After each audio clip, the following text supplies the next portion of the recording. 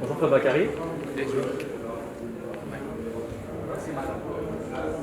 C'est bon. Bonjour Fab Bakary. Félicitations tout d'abord. On te revoit à Paris un an après et la première chose qu'on attendait nous, c'était de voir comment tu allais revenir après la split décision de l'année passée. Après 20 peut-être secondes vous êtes un peu jaugé, on t'a senti directement envoyé et du très très lourd. Parle-nous un petit peu de ces premières secondes de combat où on a l'impression que tu as quand même assez vite repris confiance, ou pris confiance en tout cas. En fait, déjà, comment expliquer? C'est que déjà, par rapport à la dernière fois, j'étais très déçu en fait.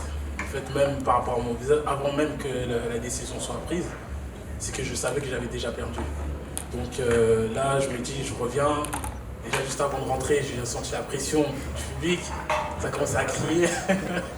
Alors, franchement, ça m'a mis un petit coup de boost. Et après, je me dis, je me retrouve encore dans la cage, après un an. Je me dis, il ne faut pas les décevoir. Donc, petit à petit, en fait, juste en observant mon adversaire, en écoutant mes coachs, j'ai vu que je pouvais démarrer tranquillement sans me mettre la pression, en fait, par rapport à l'année dernière, parce que je me dis, j'ai subi une défaite. Petit à petit, mais j'ai pris confiance et en plus le public était derrière moi. Donc tout pour ça. On t'a senti aussi progresser physiquement, je ne sais pas si tu t'es un petit peu densifié, mais que ce soit les low kicks ou même les directs bras avant, bras arrière, les crochets, tout passait déjà, et tout passait durement, notamment avec le knockdown que tu lui mets au deuxième round. Est-ce que ça aussi, ça fait partie de ton training camp, de te densifier, d'être juste plus puissant en fait sur tes directs? C'est bien ça, oui. Parce qu'en fait, on va dire l'année dernière, on avait travaillé dans le même schéma. Mais au fur et à mesure, vous avez vu comme dans le combat, c'est que mon adversaire a changé de stratégie. Parce que je me suis dit, après c'est un stéréotype, c'est-à-dire qu'on voit les Anglais, c'est des boxeurs. Et d'un coup, il m'a amené au sol. Moi, après, à ce moment-là, j'avais plus les notions. Et là, on s'est dit, j'ai des points forts en pied-point. Il faut travailler les autres trucs. Parce que se mettre toujours en dire, ouais, on fait du pied-point, pied-point, pied-point, on en MMA. C'est-à-dire que je ne suis pas resté sur une seule discipline. Donc, je suis obligé de travailler les autres. Donc, là, c'est vraiment une revanche par rapport à moi-même, par rapport à la lutte, le grappling. Tout ça. Donc j'ai réussi à mettre tout ça en œuvre. Après, j'espère aussi encore plus progresser et arriver au sommet. Dernière chose pour moi, en tout cas, par rapport au sol aussi, tu en as parlé, ça avait été un combat un peu difficile la dernière fois, l'année dernière à ce point de vue-là, même si en défense de soumission, tu avais quand même montré de belles choses, tu t'étais sorti de l'étreinte. Là, que ce soit en sprawl et même sur le contrôle que tu avais fait à chaque fois en repassant derrière et très rapidement, on voit en fait que, je parlais de puissance et nous c'est ce qui nous a vraiment choqué, mais en fait, même au sol, on a l'impression que Fab Bakary Diatta 2023, il a progressé partout, quoi. Merci déjà. Non, mais c'est ce qu'on s'est dit, parce que même par rapport au compte, on s'attendait à presque un 30-25 ou un 30-26. Ou au moins un round sur deux, il y avait 18, quoi. Donc ça montre que ça a été sur tous les plans.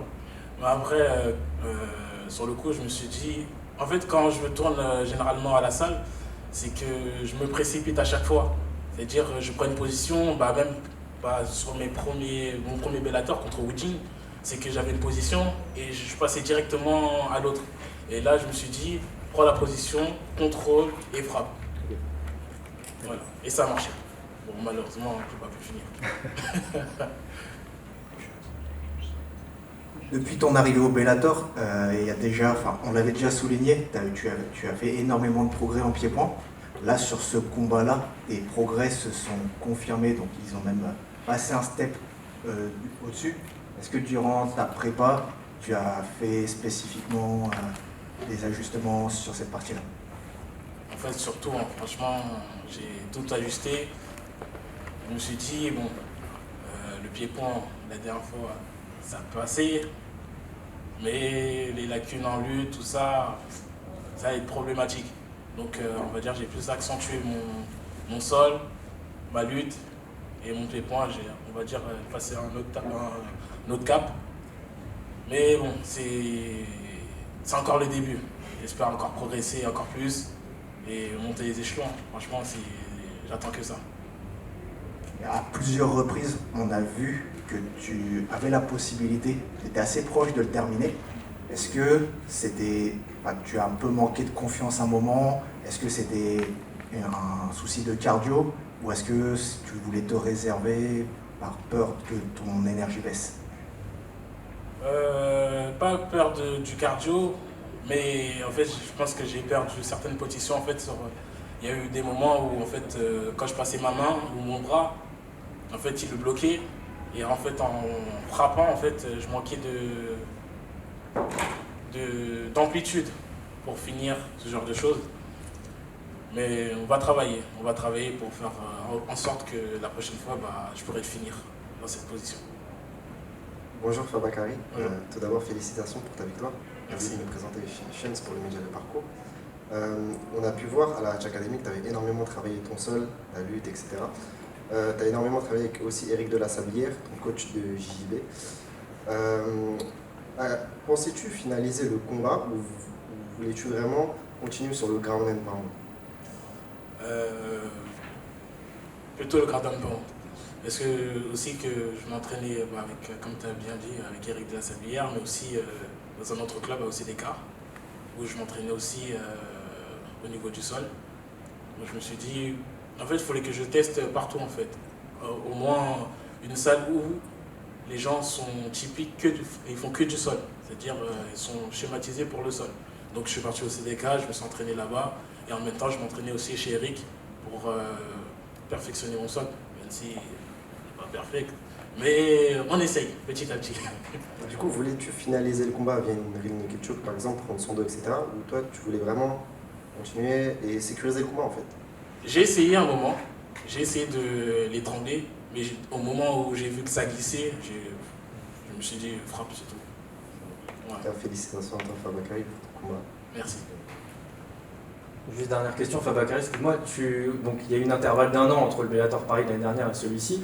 Toi, tu te revois combattre bientôt avec un profil particulier ou est-ce que tu veux juste retrouver l'octogone plus vite peut-être que sur cet intervalle d'1 an?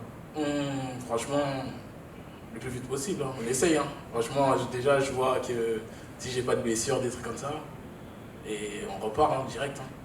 J'entends que ça. Merci Fabakary. Merci à toi.